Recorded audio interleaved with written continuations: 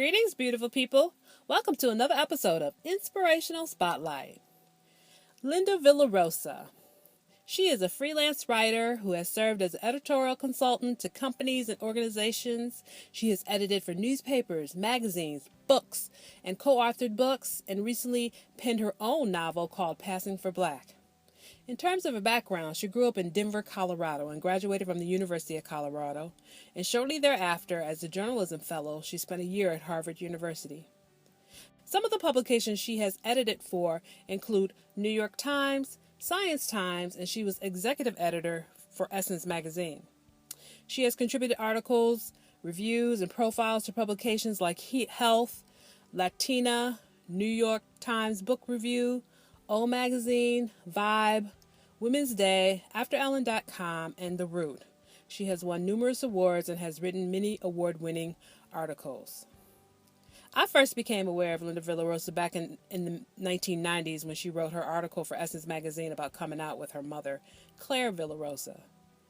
I remember it distinctly because it was right at the same time I was struggling with my own coming out process. And her words were just what I needed to try to figure out my own journey. Now, Linda has authored the book Body and Soul, The Woman's Guide to Physical Health and Emotional Well-Being, and she's co-authored Finding Our Way, The Teen Girl's Survival Guide, and she's co-authored the Black Parenting book. And as I mentioned before, she penned her first novel, Passing for Black, which was published in 2008. Nowadays, she is the program director for journalism department at the City College of New York, where she teaches writing and media studies.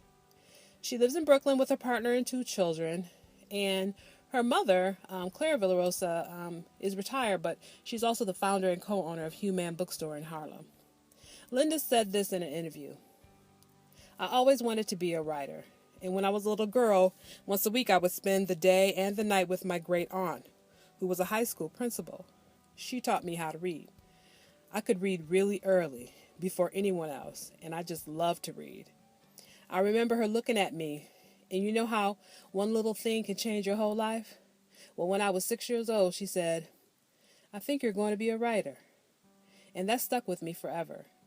I always thought I was going to be a writer of some sort. For a long time now, Linda has definitely used her writing to raise awareness and has left an impactful legacy.